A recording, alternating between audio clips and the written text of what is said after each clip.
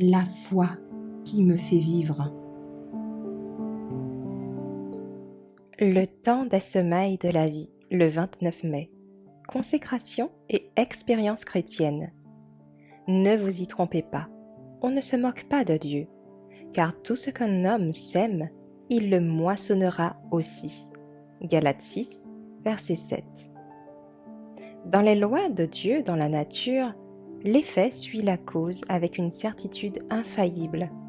La moisson témoignera de ce qu'a été la semence. Toute graine germée produit une récolte de son espèce. Il en va de même dans la vie humaine. Nous avons tous besoin de semer les graines de la compassion, de la sympathie et de l'amour, car nous récolterons ce que nous avons semé. Chaque caractéristique de l'égoïsme, de l'amour, de soi, de l'estime de soi, chaque acte de complaisance avec soi-même produira une récolte similaire.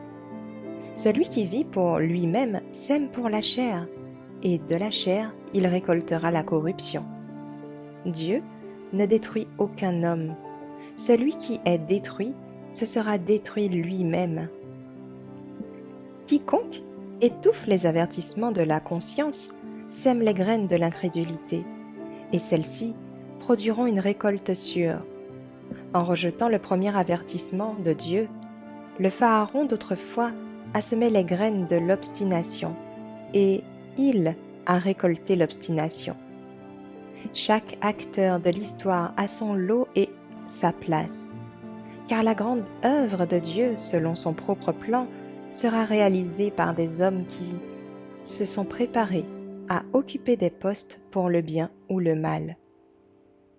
En s'opposant à la justice, les hommes deviennent des instruments de l'injustice. Mais ils ne sont pas forcés d'agir de la sorte. Ils n'ont pas besoin de devenir des instruments de l'injustice, pas plus que Caïn n'en avait besoin.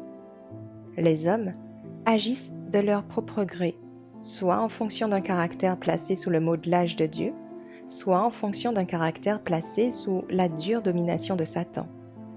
Chaque acte, chaque parole est une graine qui portera du fruit.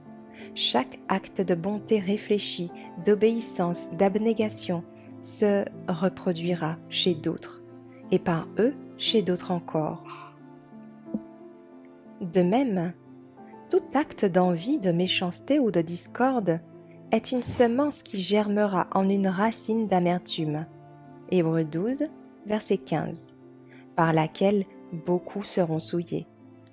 Chers jeunes amis, ce que vous avez semé, vous le récolterez aussi. C'est maintenant le moment de semer pour vous. Quelle sera la récolte?